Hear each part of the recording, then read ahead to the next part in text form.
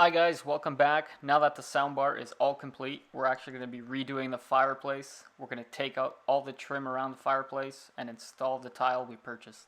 Stay tuned.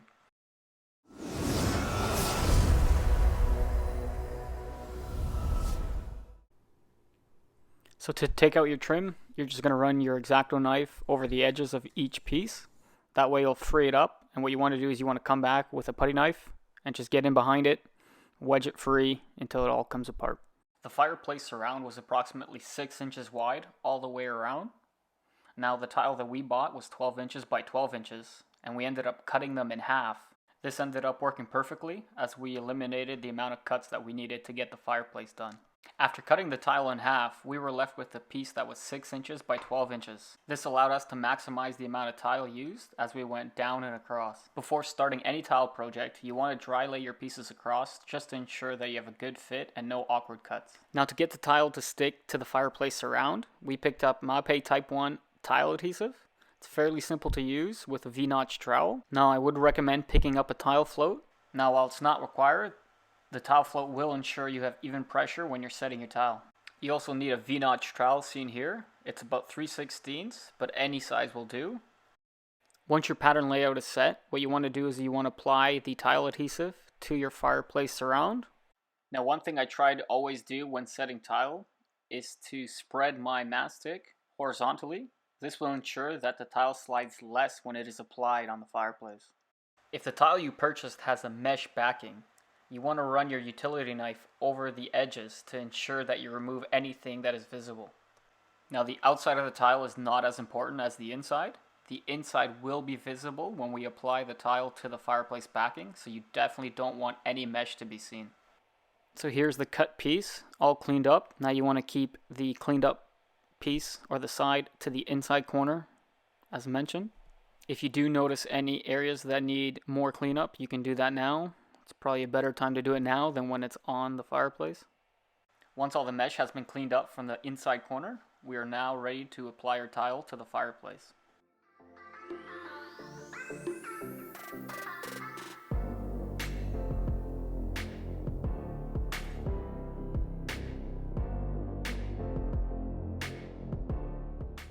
The first few pieces that we set on the fireplace are very important. You always want to ensure that you are going down level. And once you're happy with it, use your float to press it in place. Now you can just rinse and repeat. It's going to be the same exact process for all the tiles going across and all the tiles going down. The most important part is we want to ensure that we keep using our level each tile we set. This will eliminate any surprises as we make our way across the fireplace.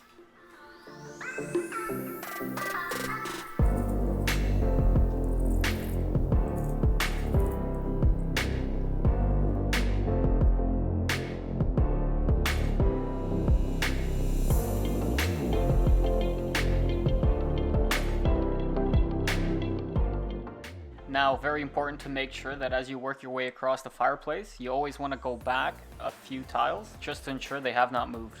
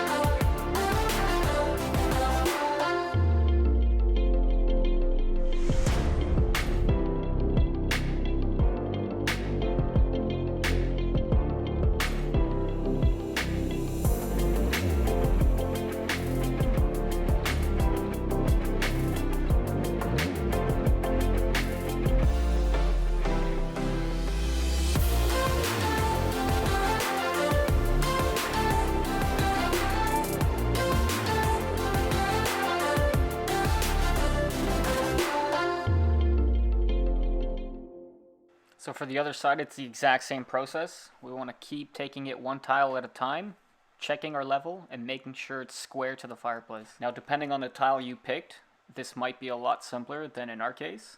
Now if you picked a mosaic or repeating pattern, this would definitely be a lot easier. You could work your way from left to right and then down the sides. Now in our case, the center wasn't perfect and we'll have to get creative in the middle gap.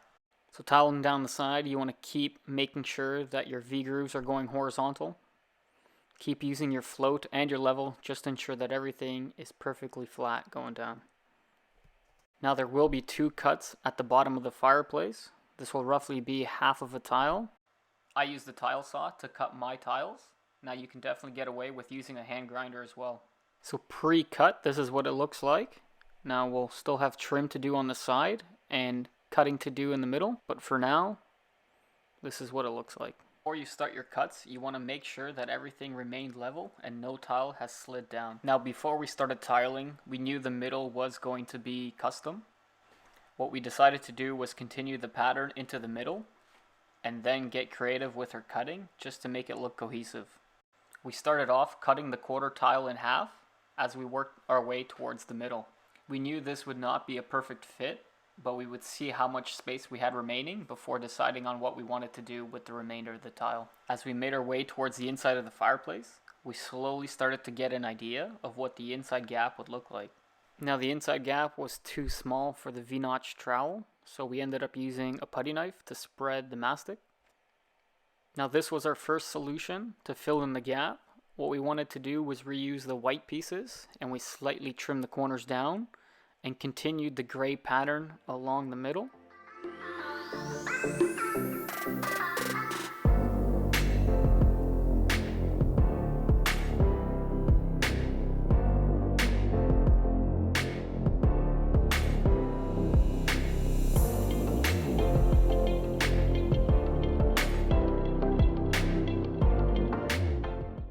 Now while this pattern looked okay, when we stood back and looked at it, it just wasn't cohesive.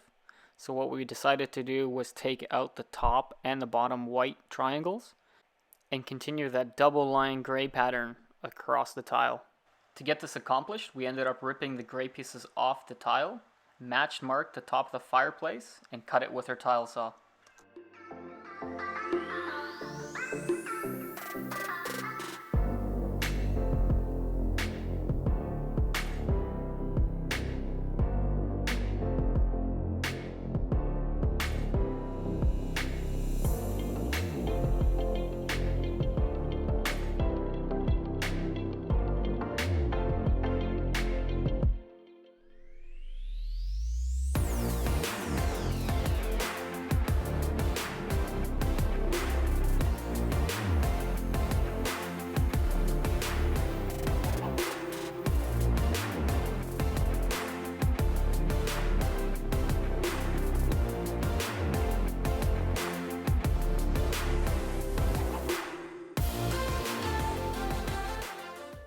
The most important part here is just to maintain your spacing between your tiles.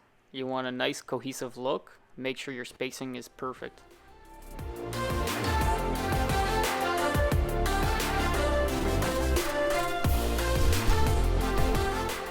To install the 2 bottom cuts, our V-notch trowel was too big to use, so we ended up using the same method as we did in the center. For the bottom cuts, we did end up using a tile saw to cut the tile in half. You do want to spread some tile adhesive to the backing before applying it to the fireplace.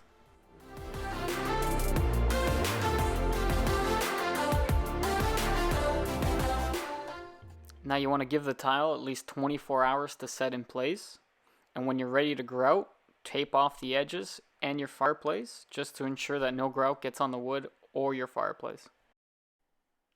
After the tile was done setting, we used Mapei unsanded grout.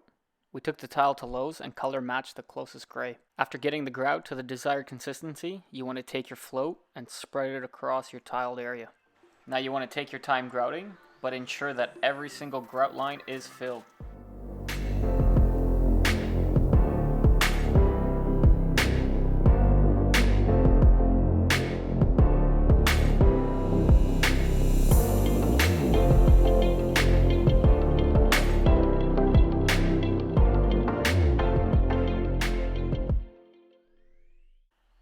After 5-10 minutes, when your grout starts to dry, you want to take a wet sponge and wipe all the excess off.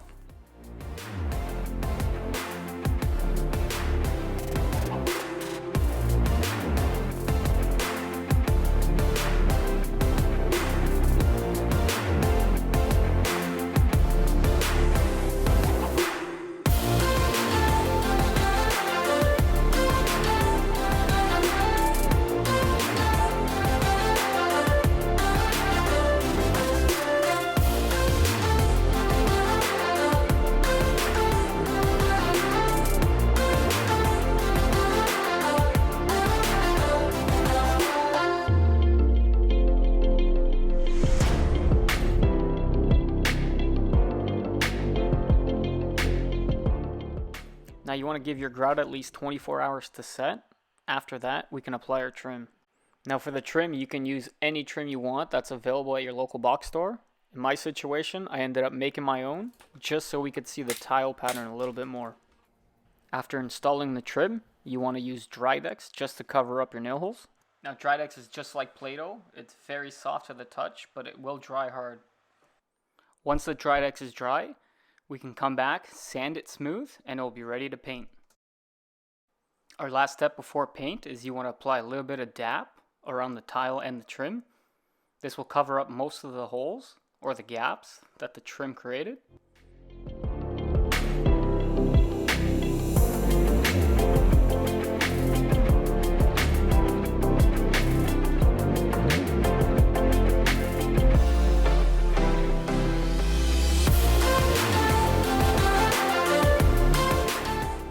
Our final step is to apply one more coat of paint, and we are all done.